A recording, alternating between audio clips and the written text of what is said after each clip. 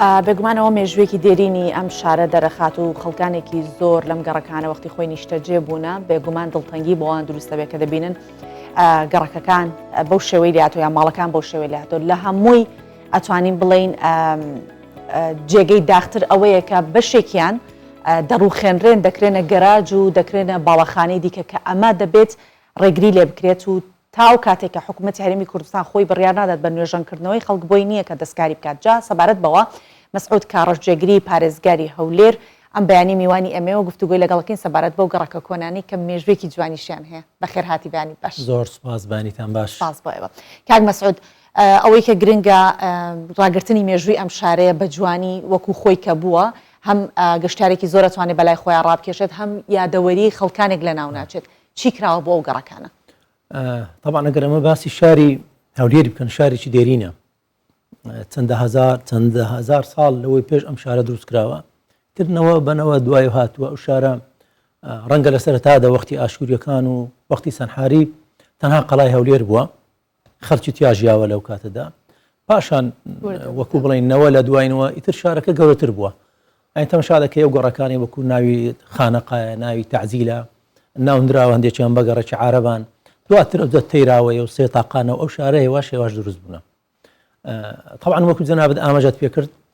فعلا ئەوە بەشێکی گرنگی شاری هەولێرە یاخود دەتوانین بڵێن ناسنامەی شاری هەولێرە یعنی زۆر جا لە شاران وا باسی لێ دەکەین هەندێک شوێن هەیە دەبی بیپارێزی وەکو ناسنامەی شارە یعنی خەڵکانێک هەیە لە چەند ساڵ لەوەی پێش شوێنێکیان دیاری کردەوە ئیتر لەسەر ئەو شوێنە خەڵک بۆ نمونە کە عینوانی دەدا کە شتێ دەداتن هەر بەو شوێنە دەناسرێتەوە یعنی بۆ نمونە تەماشا بکە ئێمە دەڵێن فلکەی زەعیم وفلکەی زەعیم چەند جارە چەند ساڵە هاتووە بەس خەڵکانێک هەیە کە بۆ نمونە مەوعیدێ وەردەگریان بە شوێنە فلکەی زەعیم یعنی ئەوە وەکو ناسنامەی شاری لێ هاتووە تەعەلەم و ئایکۆنەیەک بۆ ئەو شوێن بالضبط ئۆکێ ئایکۆنی شارە ئەوجا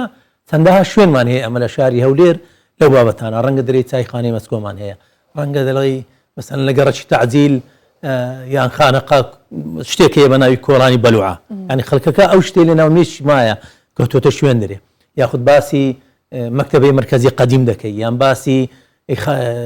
خانەقای دەکەی ئەوانە هەمیان مەرج نییە بۆ نمونە لەگەڵ هەر پێشکەوتنێکە ئێمە هەموو بیرەوەریەکانیش بسڕینەوە ئەمە جوانی کولتوری کوردیش دەرئەخات کە هەموو شتانە هەموو ناوانەوەکو خۆی بمێت و یادەوەریەکانیش وەکو خۆی بمێنێت ئەمە فعلا ئەوەی هەولی لۆ دەدرێ ئێستا ئەوەیە بۆ نمونە ئێستا لە قەڵاتی هەولێر ئێمە لیژنەیەک تەشکیل کراوە بە ناوی لیژنەی بوژانەوەی قەڵاتی هەولێر قەڵاتی هەولێر پێش ئەو دەست بوژانەوە بکرێ بستێەوە سەر لیستی یونسکۆ ببوورە لەسەر قەڵا نزیکەی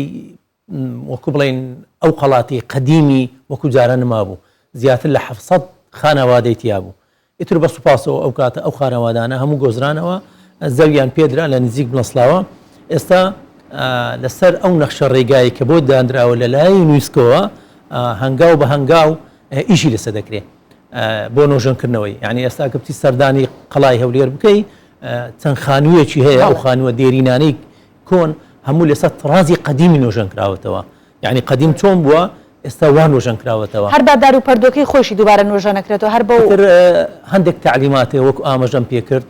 چەند مهندسیەکی معماری هەیە لەسەر ئەو ڕێنمایانەی یونسکۆ فعلا لەسەر شێوەی دارانی خۆی بۆ نمونە ئێستا حالیان مناری قەڵات نۆژەن دەکرێتەوە منارەیەکیان تێدا هەیە فعلا ڕەنگە ئێمە وەکو لە کوردستان خەڵکانێکی وا نەبوو بەسەن خبرەیەکی هەبی چۆن لەو بابەتە نۆژەن دەکرێت ئێستا شەریکەیەکی ئەزنەبیە دەوقەدەکەم شەریکەیەکی چییە ئێستا ئەوان دێن ئەو بەردەشکاوانەی یاخود ئەو کەرپوتانەی کە بەکار هاتووە لە نۆژکردنەوەی قەڵا هەمان شت دێنینەوە لە شوێنی خۆی دابنێنەوە یعنی نەک زیاد بێ و هەتا ڕەنگەکەشی پشت بۆ دێکۆمنتانە دەبەستن کە پێشتر هەبووەکو وێنە و ئەرشیف و بابەتانە یاخود لە شێوازێکی تازە بەڵام بە هەمان شت بەخۆی یەک پێش هەموو شتێکی ئەو دوکومنتانە یاخود ئەو معلوماتانەی کە هەیە کۆکراوەتەوە سەتانەوەتی لەسەر ئەمانەیە بەڵام ئەو شوێنەی بەکاردێ زۆر شوێنی جێگەی خۆی ناگرێتەوە بەڵام لە شێوە گشتەکەی دەبی مناری قەڵات دەربچێتەوە یعنی ئەو وەکو جەنابدە ئاماژەت پێکرد ئەو خەڵکانەی ئەوی مناری قەڵاتی بینیوە قەدیم لە شێوەیەک بووە ئێستا دەوێت بە هەمان شێوە ببینینەوە ئەوە بەنسبەت قەڵات کە باسمان کرد هەروەها بەنسبەت گەڕەکەکانی خوارەوەی قەڵات کە ئێستا جەنابتەن هەتا لە راپۆرتەکەشدا ئاماژەتان پێکرد ئێستا لە لیژنەیەکی هاوبەشەیە لە نێوان وەزارەتی شارەوانی و پارێزگای هەولێر لجنەیەکی تایبەتە هەر ئەو شوێنە ناویان لێنراوە بەفەرزۆن. بەفەرزۆن چۆنە ئەوە؟ ئەمەش ئەو نیشنەیە، یعنی ئەو منطقە وەکو منطقەیەکی محەڕەمەیە وەکو بڵین، هەرێکە خانوویەکی هەبی یان شتوێکی هەبی ناتوانێت لەسەر ئەو ئەستەی خۆی دەیەوێت نوێژێنی بکاتەوە. نەخێر ئەو بەفەرزۆنەیە ئەو لیژنەیە بڕیاری دەدەن ئایا سێوەی مەوادی بەکارهێنانی چۆنە، ئایا کەرپوچە یا مەوادی نوێی ئەلیکۆبۆنە یان چیە. ئیتر ئەو ماوەدانی کە قەدیم بەکار هاتووە لە شێوەی کەرپوچەکە یاخود لە شێوەی پەنجەرەکان یاخود لە شێوەی ماوەدەکان دەبی ئەو شتانە بەکاربێ لە کاتی نۆژەنکردنەوەش. خۆشبەختانە ئێستا ئەو لیژنانەش کەوتونە کار ئەگە تەماشای ناو سیمەتری بکەیت سیمای ئەو بینایانە یاخود ئەو خانوانەی کە ئێستا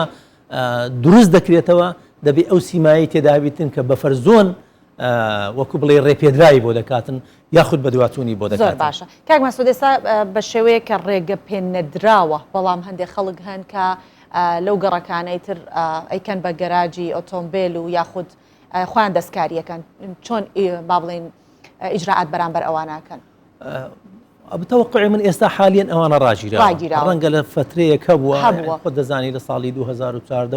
و ئەو شیانانە هەموو نەخشەی تایبەتیشی لۆ دەرچووە. یعنی ئێستا تەماشا بکەی ئەمە یەک لەو بینانەی کە دەڕخوێندرێەوە بۆ ئەوەی سیمای قەڵات و ئەو شینە پیشانداتن حتا پارێزگای هەولێرە ئەو بینایی کە ئێستامە تێدایە دەڕوخێندرێت و ئەو شوێنانە هەموو دەکرێتە سەوزاوی شەریکەیەکی فەڕەنسی ئەو کاتە دیزاینێکی زۆر جوانی بۆ کردبوو بۆ هەموو ئەو شوێنانەی کە هەیە. زۆربانی خانوەکانی ئەوەی خەدیم هەو ئستیملاک کراوە، یعنی مافی هاوڵاتی دراوە چۆتە دەرەوە حتا چکرێتی بی چخاوە مولک بی، بەڵام بەهۆی قەیرانی دەیراوی هەموو نەمانتوانی هەمووی وەکو بڵێن تاپۆی بکەین و یاخد هەمووی چێوماڵی بکەین لەسەر بێتەوە سەر ئاستی حکوومەتی هەرێمی کوردستان. هەندێکی ماوە هیوادارین ئەگەر وەکو بڵێن باری دارایی هەرێمی کوردستان باشتر بی بتوانین ئەو وەکو بڵێن قۆناغێکی تریش بستنە پێش. ئیتر لەسەر ئەو دیزانێک کە بۆی دانراوە بتوانین ئەو شوێنە هەمووی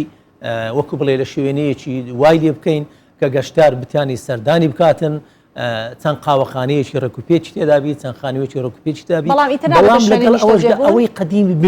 بمێنێت، بەڵام ئیتر نابێتە شوێنی نیشتەجێبوون، تەنیا بۆ شوێنی گەشتیاریە، بۆ شوێنی گەشتیاریە. بۆ نمونە دەتوانین بیکەینێت چەند کتێبخانەیەکی گەورە، چەند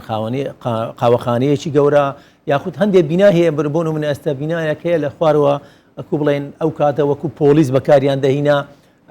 ئەسپیان بەکاردەهینا بۆ دوواداچوون وشەکانی خۆیان لە دواوەی قایمەتی هەولێرە. ئێستا تەماشا بکەین فعلەن کە تەماشای دەکەی وەکو بڵێ ڕەونەقێکی قەدیمی تێداوە دیارە کە دەبینی لە شێوەی دینگەکانی، لە شێوەی قەوسەکەی کە دەسێ ژۆرێ، لە شێوەی دەرگایەکەی کە دەسێ ژۆرێ. ئیتر ئەوانە وەکو خۆی دەمینێتەوە تەنها نۆژەنکردنەوەکەی بۆ دەکرێت، بەڵام لەگەر ئەوەشدا دەتوانانی هەندێک لەو خوانوانەی قەدیم کە مەزاری تێدایە خوانی و گەورە بوونا یاخود بڵێن ڕوبەرێکی فراوانی هەبووە دەتوانی لە شێوەیەک لە شێوەکان وای بگنجێنین کە گەشتیارێک دێتێ بتوانانی یعنی بۆ نمونە لەو هەموو گەڕەکانە دەگەڕێ بتوانێت ئیسراحەتی بکات دابنیشێ یاکووە بڵێ هەناسەیەک وەربگرێتن لە باکووری کوردستان هەمانە شوێنی ئاوا کۆن ئێستا خەڵگەچێت بۆ حەوانەوە چاویخانە و چقاوەخانە ئەوانەی لێو گەشتارێکی زۆریش ڕووی تێکا بۆ هیوایکە بتوانین ئەو کارە بکەین. دەمێ وەکو ژمارە بزانم چەند ژمارە خان و هەن لەو گەڕەکانە کە ئێستا تاوایتر هیچ کەسێکی تیان نییە و دانراوە بۆ نۆژەنکردنەوە. وەڵا وەکو داتا بزدەبە داتاکە ناتوانم لە بەردەستمدانیە بەڕاستی، بەڵام دەتوانم بڕێم زۆربەی زۆری خانووەکانیان بڵێن خەڵک قەرەبۆ کراوەتەوە. قەرەبۆ کراوەش دوو کەسە، بۆ نمونە یەکە خانوویەکی هەبووە بەخۆی لەوێ نماوە، بەڵام بەکرەی داوت و یەکەشی تر تێدا بووە. ئیتر قەرەبووی هەردوو لایەن کراوەتەوە، هەم قەرەبووی خاوەن ملکەکە کراوەتەوە، هەم قەرەبووی ئەو کەسەی تێدا کراوەتەوە کە لە ناوی داژیاوە وەکو کرێسی.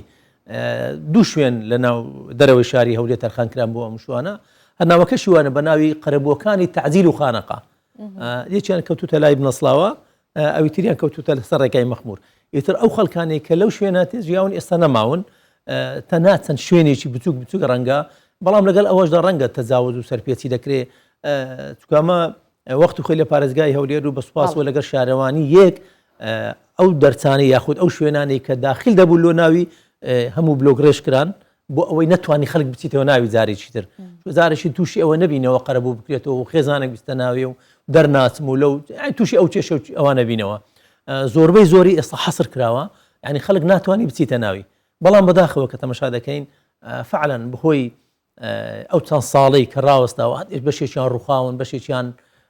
یعنی خەڵک بۆ مەبەستی تر بەکاری دێنی وەک ئەوەی دەمانەوێت بەڕاستی وانە بەڵام لەگەڵ ئەوەشدا ئەمە هیوامان وایە لە ئایندێکی زۆر نزیک کە باری دارایی من باشتر دەبێتن ئیتر ئەو نەخشە سازی کە بۆ کراوە وەکو قۆناغی یەکەم ئەگەر هەمووشی جێبەجێ نەکرێت بتوانین بەشێکی جێبەجێ بکەین. باشە کاک مەسعود ڕێژەی خراپبوونی یاخود شێوازی خراپبوون و وێرانبوونی یان کۆنبوونی هەموو گەڕەکانە وەکو یەکن هەیە تۆزێ باشتر بێت لە چاو گەڕەکەەکانی بۆ نمونە خانەقا باشتر بێت لە تاجیلیان تاجیل باشتر بێت لە بەخوا وەکو گەڕک ناتوانین بڵێن بەڵ وەکو خانوو دەتوانین هەروەکو خانۆکان هەندێک باڵەخانەیە فعلەن تەمەشادێکی هەتا ئێستا لەسەر ئاستی خۆی ماوە بەڵام هە شوێنەیەکەیە ئەگەر ئەتوو بۆ ماوەیەکی زۆر بەجێ تێژ ئیتر نەوعێک بۆ من ئێستا ئەو ستۆدیۆ جوانە ئێستا مثلا ئیشی لەسەر دەکەن و حرەکەی لەسەر دەکەن بەس بۆ ماوەی مانگێک بەجێ بێرە ڕەنگە بێوە شوێن یعنی بڕک بەناشرینی دێت پێستاوت ئەوانش ینی خانوونە ینی چەندەهەیان ساڵە دروست کراون کە بەجێ دەهێڵترێ ڕەنگە ئەو ڕەونەقە و ئەو شێوازی قەدیمی نامینێتن بەڵام تەنها ئاستی خاوینکردنەوە نۆژنکردنەوەیەک دەمێنێتن لەگەڵ ئەوە دۆکو ئاماژەم پێکرد هەندێک بینایان هەیە ئەوانی قەدیمە لەبەر ئەوەی بە شێوەیەکی پتە دروستکراون بە شێوەیەکی ڕێکوپێک و دروستکراون هەتا ئێستاش وەکو بڵین لەسەر ئاستی خۆی ماوە لەسەر بینایەکەی خۆ ماوە تەنها خاوێنکردنەوەکو نۆژنکردنەوەیەکی بچوکی دەوێتن